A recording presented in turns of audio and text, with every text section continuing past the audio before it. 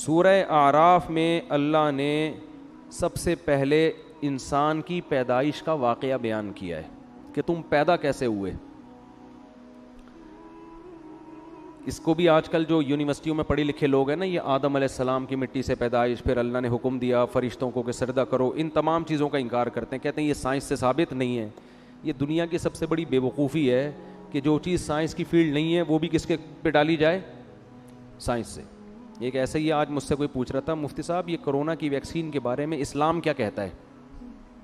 میں نے کہا یہ ایسا ہی ہو گیا جیسے آپ سے کوئی پوچھے بخار میں پیناڈول کھانی چاہیے یا نہیں کھانی چاہیے, اسلام اس بارے میں کیا کہتا ہے.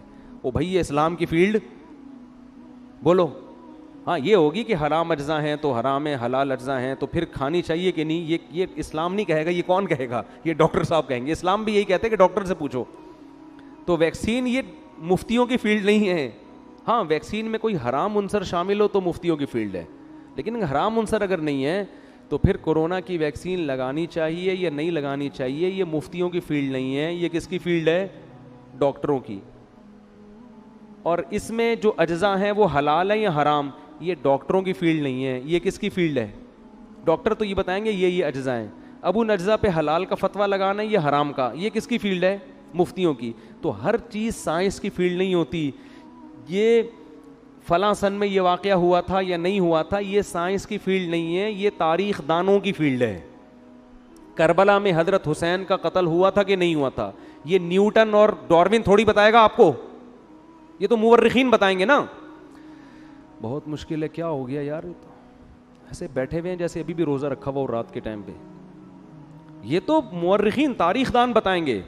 اب جب آدم علیہ السلام پیدا ہو رہے تھے تو کوئی تاریخ دان موجود تھا ہیں کہ کیسے پیدا ہوئے, پھر کیا کیا واقعات ہوئے, ظاہر ہے نہیں تھا. تو اس لیے یہ ڈائریکٹ کون بتاتا ہے, اللہ بتاتا ہے, کیونکہ وہ تو پہلے شخص ہے نا دنیا میں, تو اللہ بتاتا ہے. تو اس لیے اس میں یہ کہنا کہ سائنس میں تو کہیں نہیں لکھا ہوا, تو یہ پاگلوں اور بیوقوفوں والی باتیں ہیں. تو اللہ نے آدم علیہ السلام کا واقعہ بیان کیا کہ وَإِذْ قُلْنَا لِلْمَلَائِكَةِ وَلَقَدْ خَلَقْنَاكُمْ, ہم نے تمہیں پیدا کیا, اور کیسے, مٹی سے, آدم کو. پھر ہم نے فرشتوں کو حکم دیا کہ آدم کو سجدہ کرو. یہ ہمیں دنیا میں جب لایا جا رہا ہے تو ہمیں پروٹوکول دیا جا رہا ہے. اور جو آدم کو نہیں مانتے, جو کہتے ہیں بندر سے انسان بنائے, انہوں نے انسان کو پروٹوکول بولو نہیں دیا. انہوں نے تو انسان کی ایک اتفاقی حادثے کا نتیجہ ہے وہ تو پھر انسان کی قابل عزت تھوڑی ہوا. ہمیں بتایا جا رہا ہے کہ انسان جب دنیا میں آیا بڑے اہتمام کے ساتھ آیا تھا, وہ ایسے ہی نہیں آ گیا. ساری مخلوق نے اس کو, آدم کو سجدہ کیا. شیطان اڑ گیا. اللہ نے کہا کہ تو نے سجدہ کیوں نہیں کیا. قال انا خیر منہ, میں اس سے بہتر ہوں. خلقتنی من نار, تو نے مجھے آگ سے بنایا اور اسے مٹی سے بنایا. آگ مٹی کو سجدہ نہیں کر سکتی. قرآن کہتا ہے, ہم نے کہا فاہبط منہا, دفع ہو جا یہاں سے, نکل جا یہاں سے, تجھے اس کی اجازت نہیں ہے کہ میرے حکم کے سامنے تو تکبر کر. انک من الصاغرین, آج سے تو میری نظر سے گر گیا ہے. بجائے توبہ کرنے کے شیطان نے کہا انظرنی الی یوم یبعثون, اے اللہ مجھے قیامت تک کے لیے زندگی دے دے. اللہ نے فرمایا انک من المنظرین, میں تجھے قیامت سے پہلے موت نہیں دوں گا, کر لے جو کرنا ہے. قال فبما اغویتنی, اے اللہ اس آدم کی وجہ سے تو نے مجھے گمراہ کیا ہے. لأقعدن لهم صراطک المستقیم, جب بھی یہ آدم سیدھے راستے پہ چلے گا میں اس راستے کے سامنے آ کر بیٹھ جاؤں گا, نہیں چلنے دوں گا. یہ جیلسی, حسد, اس کی وجہ سے ہوا, اس کی وجہ سے حسد میں آ گیا. ثم لآتینہم من بین ایدیہم, اے اللہ یعنی چیلنج کر رہے اللہ کو, میں اس کے سامنے سے بھی آؤں گا, اس کے پیچھے سے بھی آؤں گا, دائیں سے بھی آؤں گا, وعن شمائلہم, بائیں سے بھی آؤں گا. ولا تجد اکثرہم شاکرین, اے اللہ ان میں سے اکثر کو تو دیکھے گا کہ وہ تیرے شکر گزار نہیں بنیں گے. 100% کا تو میں چیلنج نہیں کرتا, لیکن اکثریت کو جہنم میں پہنچا کے چھوڑوں گا. کیسے چیلنج کر رہا ہے, یہ نہیں کہہ رہا کہ میں سب کو گمراہ کرنے کی کوشش کروں گا, نہ رزلٹ بتا رہا ہے. یہ ایسے ہے جیسے کوئی آپ کو کہہ کر گئے کہ یار فلاں دہشت گرد ہے, اس سے لڑنا ہے, ایک طریقہ دھمکی کا یہ ہوتا ہے کہ میں اب تو نہیں چھوڑوں گا اس کو.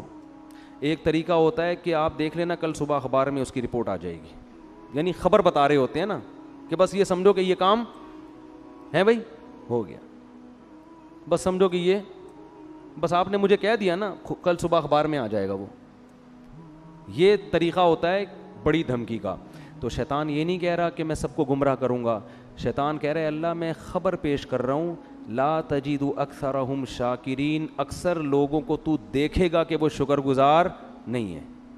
اور قرآن کہتا ہے وَلَقَدْ صَدَّقَ عَلَيْهِمْ إِبْلِيسُ ظَنَّهُ, شیطان نے جو دعویٰ کیا تھا نا اس دعوے میں شیطان نے اپنے آپ کو سچا پایا. اکثریت کو شیطان جہنم کا ایندھن بنا چکا ہے. جب شیطان نے یہ کام کیا اللہ نے کہا اخرج منہا مذءوما مدحورا, نکل جا یہاں سے ذلیل ہو کر اور دھتکارا ہوا ہو کر, یعنی بجائے توبہ کرنے کے اور چیلنج پہ چیلنج کر رہا ہے. اور پھر اللہ نے فرمایا لمن تبعک منہم, ٹھیک ہے میں نے تجھے لوگوں میں چھوڑ دیا تو ان کو گمراہ کر, لیکن میں تجھے بتاؤں کہ جو تجھے فالو کریں گے لَأَمْلَأَنَّ جَهَنَّمَ مِنْكُمْ أَجْمَعِينَ, تجھ سمیت ان لوگوں کو تیرے ساتھ جہنم میں ڈال کے جہنم کو میں بھر دوں گا. میں بھی جہنم بھرنے میں بخل سے کام نہیں لوں گا, لیکن میں یہ بات تیری لوگوں کو بتاؤں گا ضرور کہ وہ تمہارے پیچھے پڑا ہوا ہے. اس کے بعد اللہ نے آدم علیہ السلام سے, ادھر تو اللہ کا مکالمہ کس سے چل رہا ہے بھائی, شیطان سے. چل جا تجھے مہلت دی, پنجہ آزما تو جا کے. ادھر اللہ نے آدم علیہ السلام سے خطاب کیا وَيَا آدم, اور اے آدم اسکن انت وزوجک الجنہ, تو اور تیری بیوی دونوں کہاں زندگی گزارو, جنت میں. جنت میں عیش و عشرت کرو. اور فَكُلَا مِنْ حَيْثُ شِئْتُمَا, تم دونوں کو میں کہہ رہا ہوں پوری جنت تمہارے لیے میں نے حلال کر دی, جہاں سے کھاؤ چاہو کھاؤ پیو. وَلَا تَقْرَبَا هَٰذِهِ الشَّجَرَةَ, یہ والا جو درخت ہے کھانا تو دور کی بات, اس کے قریب بھی مت جانا, اس کے قریب بھی مت جانا. فَتَكُونَا مِنَ الظَّالِمِينَ, دونوں ظالمین میں سے ہو جاؤ گے. فوس شیطان آ گیا, اس نے کیسا ہوشیار ہے, چلو پہلے آدمی کو چھوڑ دیتا, یہ کل سے میں اپنا کام ابھی تھوڑا ریسٹ کر لوں, ابھی تو دھمکیاں ومکیاں چلی ہیں, ذرا ایک ہفتہ ریسٹ کرتا ہوں, تھوڑا آرام کرتا ہوں, اس کے بعد پھر جو ہے کوشش کریں گے. ویژنری لوگ جو ہے نا وہ ریسٹ نہیں, چاہے اچھا ویژن ہو چاہے برا ویژن, اس سے پتہ چلتا ہے. اور شیطان اس میں کامیاب بھی ہوا. قرآن کہہ رہے اکثریت کہاں جائے گی, جہنم میں. شیطان نے جو کہا تھا نا کر کے دکھایا, لیکن بے وقوف یہ نہیں دیکھ رہا کہ میں بھی تو جا رہا ہوں ٹھیک ہے نا, یہ بے وقوفی ہے اس کی. اس نے کہا کوئی بات نہیں, ہم بھی جائیں گے, ان کو بھی لے کے مریں گے. تو اسی وقت سے شیطان نے کام اپنا شروع کر دیا. یہ جنت میں کیوں چلے گئے, قرآن کہتا ہے فوسوس لہما الشیطان, دونوں کو جا کے دل میں وسوسے ڈالنا شروع کیے شیطان نے, دل میں وسوسے.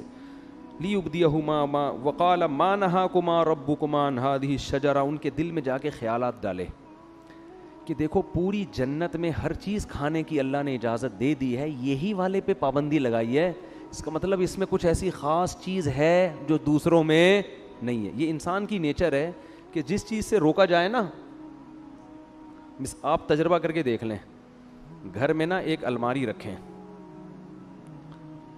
اور ہر جو دراز ہوتی ہے نا اس میں کسی میں لاک نہ لگائیں, ایک میں لاک لگا دیں, اس میں کچھ بھی نہیں ہے, اس میں مری ہوئی چھپکلیاں ڈال دیں آپ. بے شک بچوں کو بولیں کہ اس کو نہیں کھولنا, بچے کسی کو نہیں کھولیں گے سوائے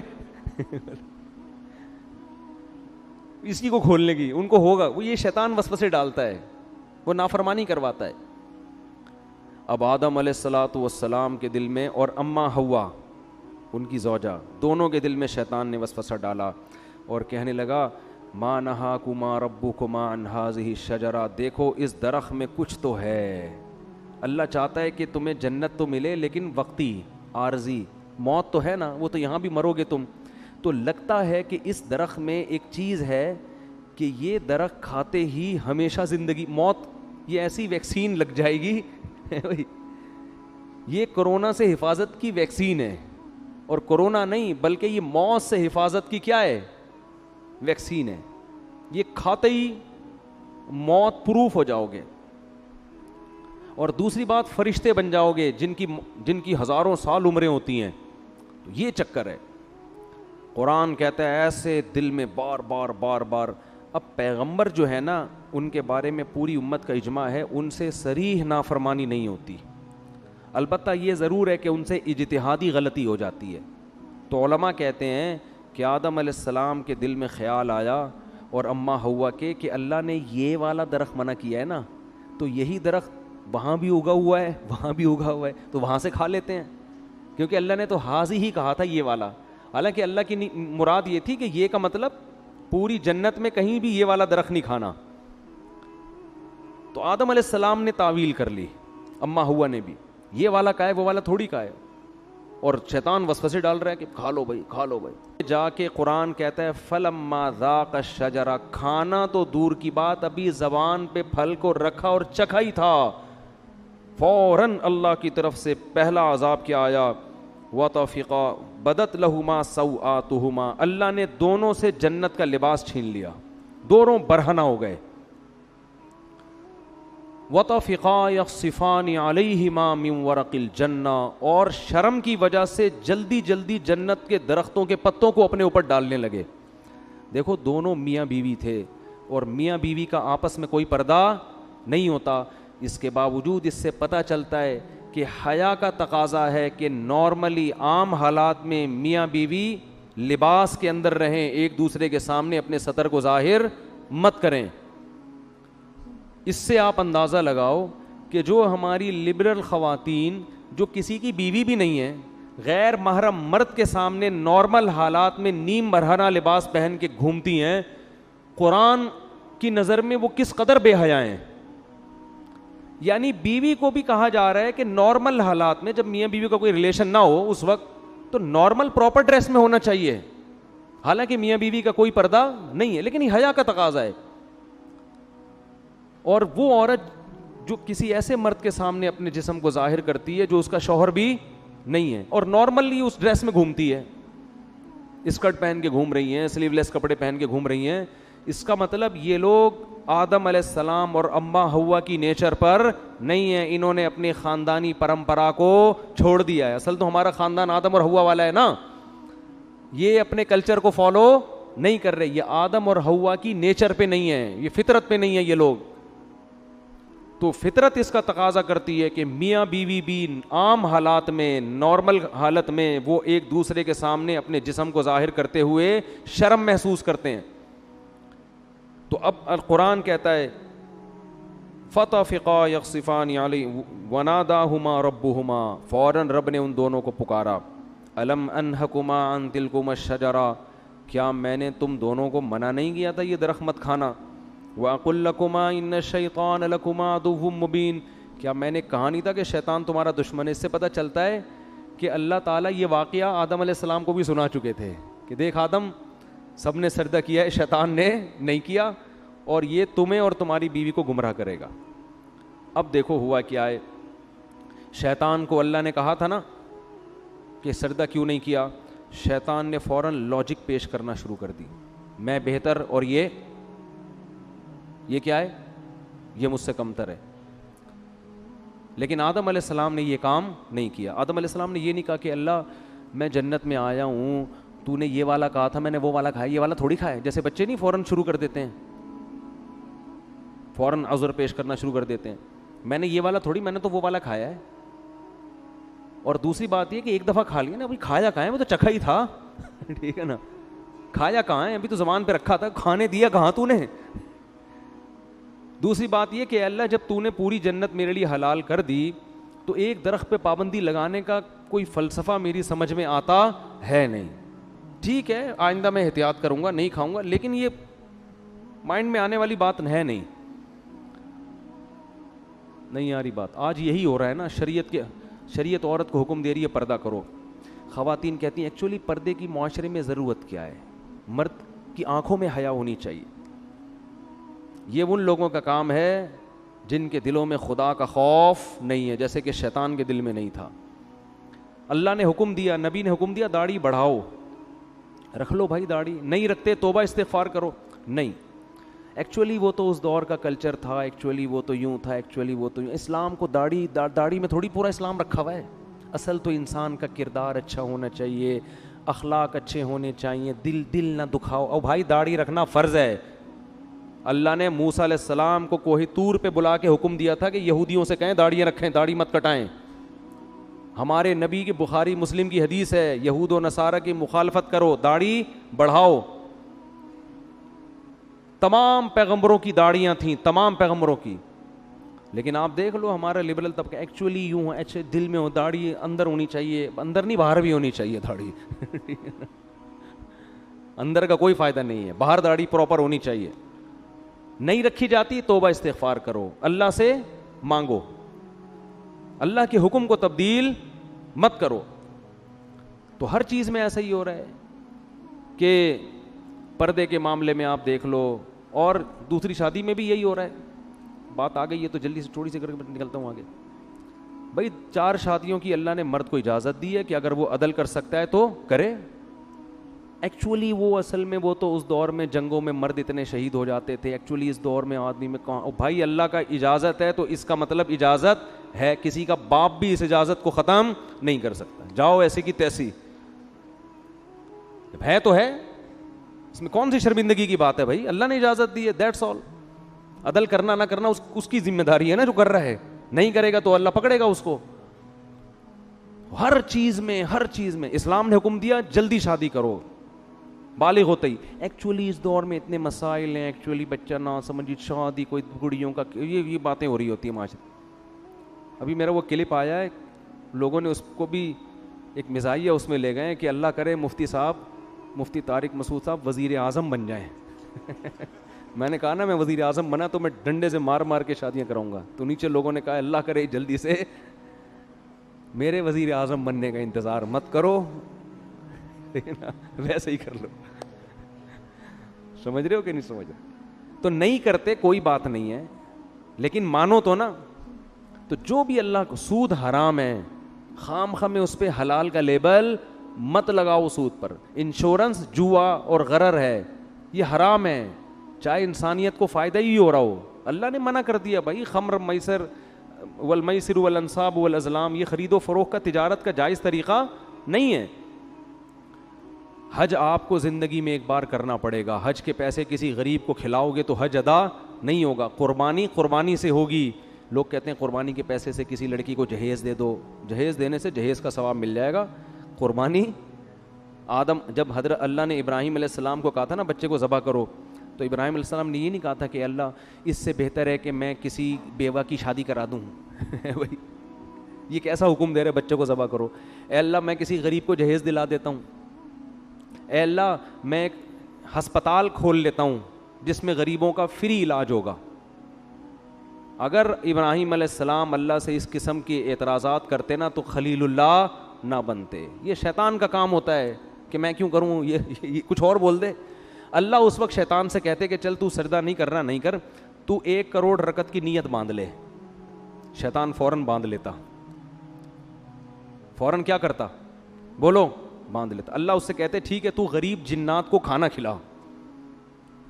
وہ بھی جن تھا نا, تو غریب جنات کو کیا کھلا, کھانا. شیطان دبا کے کھلاتا کیونکہ وہ بڑا عبادت گزار تھا. اس نے کہا سب کچھ کرنے کے لیے تیار ہوں, لیکن یہ حکم میری کھوپڑی میں آتا نہیں ہے. یہ جمعہ 8 دن آدم میرے سامنے پیدا ہوا ہے, میں پرانا عبادت گزار, کب سے عبادت کر رہا ہوں, میں اس کو سجدہ کروں. یہ بات ساڑی عقلچ بولو نہیں آتی. یعنی اللہ کو سمجھائے گا کہ تو نے, اب یہ دیکھو لوگ کہتے ہیں نا لڑکی کا آدھا حصہ کیوں ہے, لڑکے کا ڈبل کیوں ہے. اس کا مطلب آپ اللہ کو مشورے دے رہے ہو کہ اس نے بہن کا آدھا کیوں رکھا اور بھائی کا ڈبل کیوں رکھا. خواتین سے ہم کہتے ہیں مرد گھر کا سربراہ ہے, آپ کو اس کی اطاعت کرنی ہے. خواتین کہتی ہیں کیوں, فوراً کہتی ہیں کیوں, یہ اس میں کیا ہے, یہ اس کو میں سربراہ مانوں, میں اس کی اطاعت کروں, یہ مجھ سے پوچھ کے گھر سے باہر جاتا ہے جو میں اس سے پوچھ کے جاؤں. بھائی مرد کو اللہ نے پابند نہیں کیا ہے کہ وہ بیگم کو جہاں بھی جائے بتا کے جائے. عورت کو پابند کیا ہے کہ جب وہ گھر سے نکلے گی میاں کو بولو بتا کے جائے گی. ہاں مرد بھی اگر بتا کے جاتا ہے تو ایک اچھا میاں کہلائے گا وہ مارکیٹ میں, جو آج کل شارٹ ہیں. اچھی بات ہے, اخلاق کا تقاضا ہے, جہاں جا رہے ہو بتا دو, کوئی غلط, کوئی بم پھاڑنے تھوڑی جا رہے ہو, کوئی چرس پینے تھوڑی جا رہے ہو, دوستوں میں جا رہے ہو, بتا دو بیگم میں ذرا بیٹھا ہوا ہوں. اخلاق کا تقاضا اور چیز. لیکن قانون کیا ہے کہ رخصتی عورت کی ہوتی ہے, آدمی کی نہیں ہوتی, وہ باؤنڈری ہے. لیکن آج کل سسٹم الٹ, آدمی کی ایسی کی تیسی ہو جاتی ہے, کم بخت 2 منٹ نہیں کہیں بیٹھ سکتا, لوکیشن پہ پتہ چل رہا ہوتا ہے کہاں بیٹھا ہوا ہے اس وقت. پوری میپ پہ لوکیشن ڈالی ہوئی ہوتی ہے, اپنے بندے کا DNA ڈالا ہوا ہوتا ہے اس میں. تو لوگ پھر ڈپریشن میں آتے ہیں, یار گھر سے باہر کہیں آزادی ختم ہو گئی. تو اس کو اللہ نے پابند کیا ہے. ہاں پابند کا یہ مطلب نہیں کہ جیل خانے میں ڈال دیا, اب اس کو کہیں جانے ہی نہ دیں آپ, لیکن شوہر کو اعتماد میں لینا ضروری ہے. اب خواتین کہتی کیوں, ہم تو مرد کے برابر ہیں. بھائی اللہ نے نہیں بنایا آپ کو, للرجال علیہن درجہ, اللہ کہتے ہیں میں نے مرد کو عورت پر ایک درجہ فضیلت دی ہے. تو عقلمند عورت کہے گی بھائی اللہ نے اس میرے میاں کو میرا سربراہ بنا دیا, اے اللہ میں تیرے حکم پہ راضی ہوں, اگرچہ مجھے کھوپڑی میں آتا نہیں ہے, لیکن میں اس کو سر کا تاج بناؤں گی, اس کی خدمت کروں گی, اس کو عزت دوں گی, اس کو احترام دوں گی. عقل مند عورت یہ کرے گی, کس کو خوش کرنے کے لیے, اللہ کو, کہ بھائی یہ بھی مر جائے گا ایک دن تو مجھے اللہ اس پہ کیا دے گا, اجر, کہ تو نے اپنے شوہر کو راضی رکھا تھا. اور اللہ نے میاں کو پابند بنا دیا کہ سارا خرچہ کس کے ذمے ہے, تمہارے ذمے. اب میاں بیوی کو سمجھا رہا ہوتا ہے ایکچولی آج کل مہنگائی کا دور ہے, ایکچولی تم بھی جاب کرو, دیکھو گھر مل کے ایسے نہیں ہوتا, یہ ٹوپی ڈرامے ہیں بھائی. جب اللہ نے کہہ دیا بما انفقوا من اموالہم, مہنگائی ہو یا سستائی ہو, گھر کا سارا خرچہ کس کے ذمے ہے, آدمی کے ذمے. تو اب اللہ کو مشورے دینے کی ضرورت, بولو نا یار, نہیں ہے. تو ہم سب ہیں شیطان ہی, ٹھیک ہے نا, جس طرح سے اسٹائل ہے نا ہمارا, بدنام شیطان کو کیا ہوا ہے, کام سارے ہمارے بھی وہی ہیں. تو شیطان نے کہا تھا نہیں میری کھوپڑی میں نہیں آ رہا, آدم کو اللہ نے کہا میں نے منع کیا تھا مت کھانا, تو آدم علیہ السلام نے یہ نہیں کہا ایکچولی اللہ مجھے اصل میں کنفیوژن ہو رہی تھی تھوڑی, یہ والا یا وہ والا. تو اصل میں وہ نا نا نا نا نا نا, جیسے ہی اللہ نے کہا میں نے منع کیا تھا, آدم نے کہا ربنا ظلمنا انفسنا, دونوں مل کے دعا مانگنے لگے میاں بیوی, اے ہمارے رب ہم نے اپنی جان پہ ظلم کیا, کوئی عذر نہیں, غلطی ہو گئی. وَإِن لَّمْ تَغْفِرْ لَنَا, اب بھکاری بن کے مانگ رہے ہیں, اللہ اب تیرے رحم و کرم پہ ہیں ہم, تو چاہے تو شیطان کی طرح ہمیں بھی دھتکار سکتا ہے ہمیشہ کے لیے, لیکن ہم تباہ ہو جائیں گے, ہم کیا ہو جائیں گے, برباد, ہم پہ طرز کھا اور ہمارے اس جرم کو معاف کر دے. اللہ کو یہ کلمات اتنے پسند آئے, قرآن کہتا ہے ثم اجتباہ ربہ فتاب علیہ وہدا, 3 احسان کی اللہ نے آدم پر. ایک اجتباہ, آدم کو کی دوبارہ ویسے ہی سلیکشن ہو گئی جیسے پہلے, جیسے کسی عہدے سے برطرف کر دیا جاتا ہے نا, ایسا جو صاحب کو نکال دیا فوراً وہ عہدہ کیا ہو گیا, بحال. تو اللہ کی نظر میں آدم کا جو مقام تھا نا اس غلطی سے پہلے, اللہ کہتے ہیں اجتباہ, وہ مقام میں نے آدم کو دوبارہ دے دیا. ثم اجتباہ ربہ فتاب علیہ. نمبر 2, گناہ بھی معاف کر دیا, صرف دنیاوی لحاظ سے جو عہدہ ملا تھا وہ واپس نہیں ملا, بلکہ جو غلطی تھی وہ بھی معاف. اور پھر ایک اور احسان یہ کیا, وہدا, آئندہ کے لیے ان کو یہ توفیق دی کہ سیدھے راستے پہ چلیں اور ایسی غلطی نہ کریں. یہ تگڑی توبہ کی علامت ہوتی ہے کہ دوبارہ گناہ سے انسان کی حفاظت. ایسا بنا دیا کہ اب غلطی پروف ہو گئے, کیا ہو گئے, اب نہیں ہوگی یہ غلطی, اب میں حفاظت کروں گا آپ کی توبہ مجھے اتنی پسند آئی ہے, اب آپ سے یہ غلطی میں نہیں ہونے دوں. شیطان وسوسے ڈالے گا, اب میں شیطان کی راہ میں رکاوٹ بنوں گا. بعض دفعہ ایسی خاندانی توبہ انسان کرتا ہے کہ اللہ پھر اس کو توفیق دیتے ہیں کہ وہ غلطی سے بچے, لیکن پھر بھی غلطی ہوتا ہے, پھر بھی توبہ کرو.